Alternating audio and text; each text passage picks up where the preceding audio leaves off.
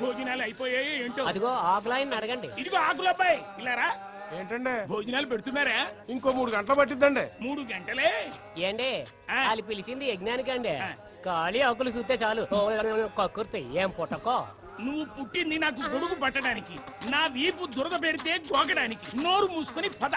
రండి రండి భోజన శాస్త్రి గారు. ఆహాహాహా, ఈ ఇంటర్లుడు ఇంటి ముందు నిలబడి సేవలు చేయడమా?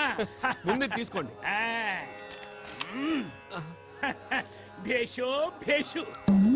అయ్యో అలా నాకేస్తారంటండి, అది గంధం. గంధమా? ఏది పడితే అది నాకేసి గంధమా అంటారేంటి? నీళ్ళెక్కడా? అక్కడ అక్కడ అటున్నాయి వెళ్ళండి. ఆగండి.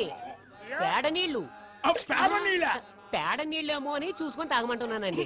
అధిక ప్రసంగి, అధిక ప్రసంగి.